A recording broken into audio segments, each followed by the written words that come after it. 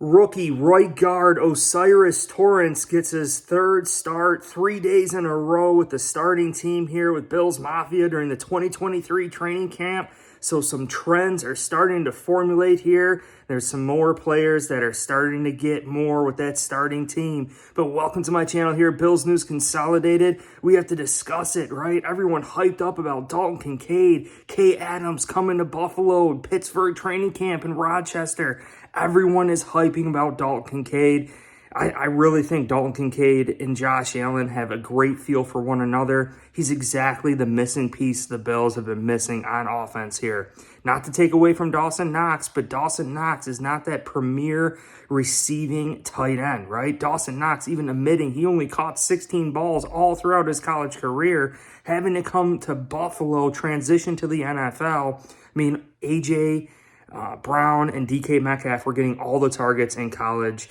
Dalton Kincaid was utilized in college. Dalton Kincaid had 16 receptions in a single game in college. So this is absolutely huge, seeing what Dalton Kincaid can bring to the Bills. And of course, you know, the past couple days, the Buffalo Bills have had pads on. So we are kind of curious how this is going to shake out with Dalton Kincaid. Can he really run block? Because that's a huge element of this offense. Switching between 11 and 12 personnel, or really 11 and a half personnel, they don't really know what we're going to call, depending on how they match up against Dalton Kincaid. But I really think the biggest news coming out of this year's training camp is Osiris Torrance really solidifying himself at right guard. Now, Chris Brown, Steve Tasker said he's really only in competition with Ryan Bates, being that David Edwards is a veteran playing in a Super Bowl, and I think they want him there as insurance, similar to A.J. Klein. You know, he's there, but he's really not in competition for that starting middle linebacker role. But Osiris Torrance, 3 days in a row with the starting team. Dion Dawkins in his press conference interview discussing Osiris Torrance and what he brings to the Buffalo Bills.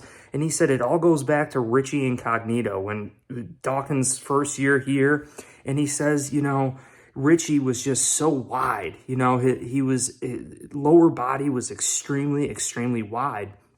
And then Roger Saffold last year, he said he wasn't the widest. He was more lean, but his shoulders were extremely wide and his arms were really, really wide.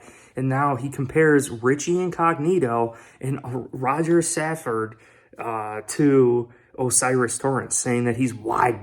Like he's a mix of both of those guys put together. So, I mean, that just says a lot. And it shows you exactly what Osiris Torrance is physically capable of doing for the Buffalo Bills, being that anchor on that offensive line. You know, you could build things around a player like Osiris Torrance, especially on the interior of this offensive line. And then you hear guys like our running back room and everyone saying like it is a better running back room. Consider what we had in training camp last year between Devin Singletary, Zach Moss, and a rookie James Cook. James Cook is a much better player than what he was. Damian Harris is much better of a running back than Devin Singletary, I would say. You know, they're both great players, but I would say Damian Harris, his understanding of the game, his physical traits, his ability to catch it, I really think is just slightly a little bit better than Devin Singletary. But even if you consider them the same, you know, we have Latavius Murray and we also had Nyheim Hines, and that is a much better upgrade to Zach Moss. So this running back room is a lot better than what it was last year. This offensive line is a lot better than what it was last year. Connor McGovern being that highest paid free agent target for the Buffalo Bills this offseason, being plugged between Dion Dawkins and Mitch Morris. Now you hear Dawkins even say, like, this is year 5, like Josh Allen and Mitch Morris, it's like telepathy at this point. They read each other's minds. Like they know exactly what one another is thinking. And it also makes Dion Dawkins' job easier. And I think it's going to help a guy like Osiris Torrance make his job a little bit easier. And I know a lot of reports coming out that yesterday this offensive line was overwhelmed. Josh Allen getting beat up, got stepped on. He went out for a pass and Taron Johnson landed on him funny. So, you know, we just have to be extremely careful. And Dion Dawkins, once again, said it extremely well. Like, when Greg Rousseau was rushing against him. And keep in mind, it's going to be in the next video here. Greg Rousseau in Von Miller's spot, rushing against Dion Dawkins. Eric Washington said that Rousseau's getting better at that spot. But Dion Dawkins flat out told Rousseau after the play, like, hey, look, you just made a strip sack.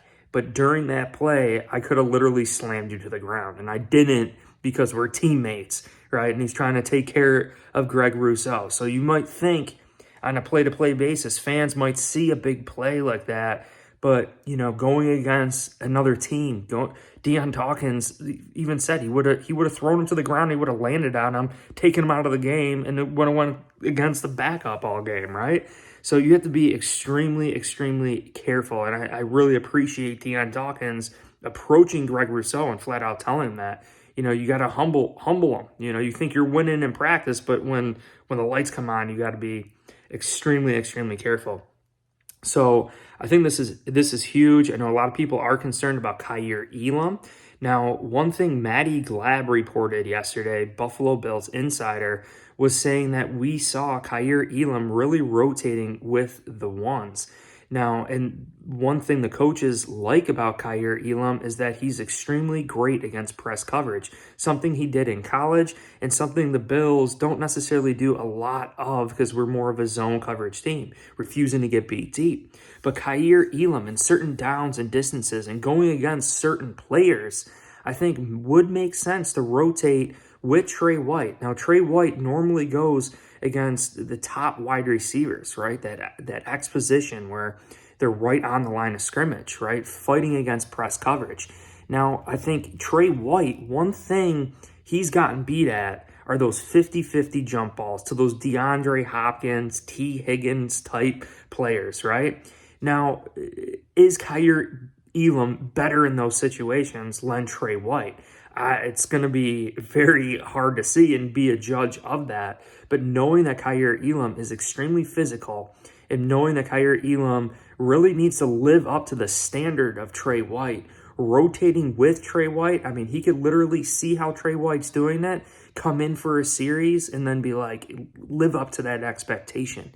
You know, so I think that is pretty sweet because word on the street is that Dane Jackson is probably going to be the starting other corner. So it's Trey White, Dane Jackson, Kaiir Elam being able to rotate in with Trey, being able to rotate in with Dane, Christian Benford being able to rotate in there too as well.